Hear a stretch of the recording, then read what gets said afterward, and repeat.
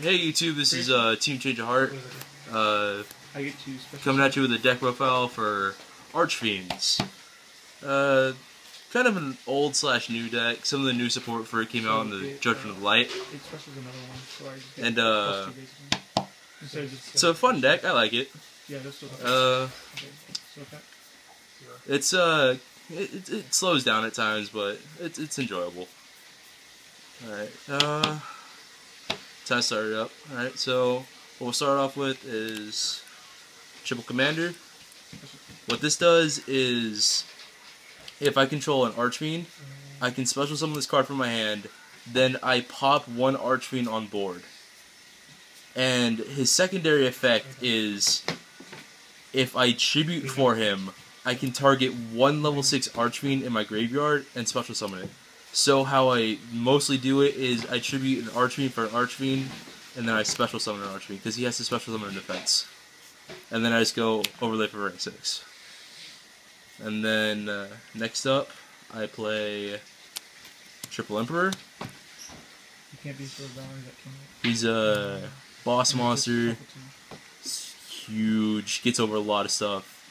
He's your High Priestess of Prophecy of the deck. You banish an Archfiend, then you target one card on board, and you destroy it. It's really good. And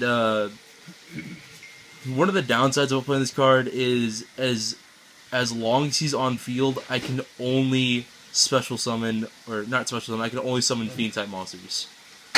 So I only rarely ever summon him, and if I do, it's mostly for game. Next is Triple Eris, the card that everybody loves / hates in Infernities.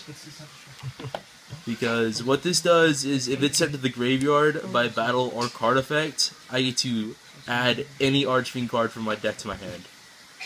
It's amazing. Next is Triple Cavalry. What this one does is, if he's sent to the graveyard by a card effect, I get to target one Archfiend in my graveyard, special summon it and face up defense. I can just special summon it, and it can attack this turn. Sets up my plays really well. Next, for the 3s, Triple Tour Guide.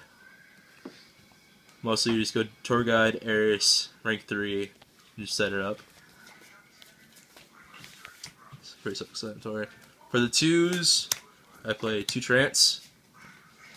I play the Trance because it's a discard outlet for Eris, and he can, when he's destroyed, I get to add one of my banished arcs.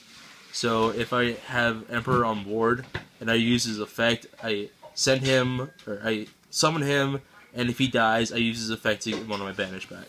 It's really nice. Next we play 2 Masked Chameleons. He's fun. Whenever he's summoned, I can target one monster with 0 defense in my graveyard and special summon it. That's mostly my Cavalry and Eris. Goes for my 7 and 8 plays. And I can go for my rank 4 plays with Chameleon and Cavalry. And then round off the monsters, I play 1 Planeswalker. Just because he's good. Alright, for the spells, we play Triple Pal Labyrinth. What this does is, all Fiend-type monsters gain 500 attack, and I can target one Archfiend I control, then banish one Fiend I control to special summon another Archfiend with the same level as the one I targeted. It sets up my plays, and it is amazing. Next I play Triple Fiend Sanctuary. Mostly use this because it's a Fiend token, so I use this with Pal Labyrinth to set up my plays.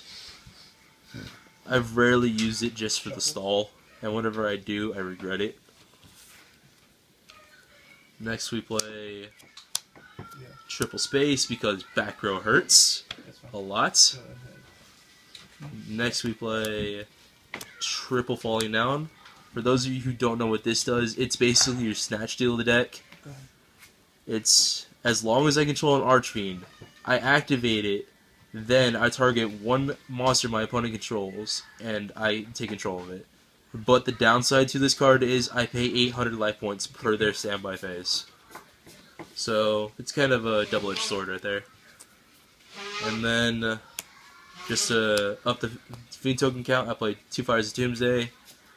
What you do with this card is basically you set it, and then at your opponent's end phase, you activate it, and then you just get 2 tokens. The reason why you don't use it during your turn is how it reads is you when you activate this card, you cannot summon any other monsters this turn, except these tokens cannot be attributed except for dark monsters, which is good because the deck's only dark, but you only use these for Pile Labyrinth Water. And then round out the spells, 1 Foolish Burial, just to send my errors. Onto the traps, I only play 5. 2 Mirror Force, 1 Compulse, and then these are my tech. 2 of the Golden Apples. It ups my token count. It's a Fiend, and it's basically a Tragodia. It's amazing. That's it for the main deck. It's 40.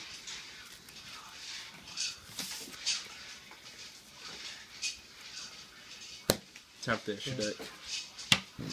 First we play 1 Black Rose because he nukes the field. 1 Ancient Pixie.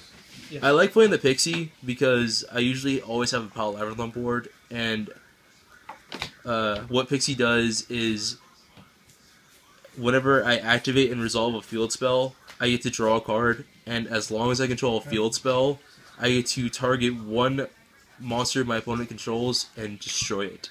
It's amazing. For the 8s, we play 1 Stardust because I like having my monsters.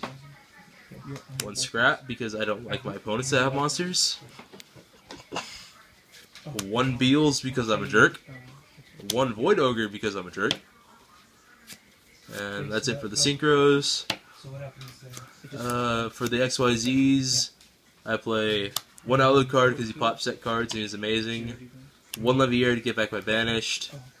1 Tempo because he's a beat stick. 1 Zenmains because he's a wall. 1 Maestroke just to sway those Zenmains.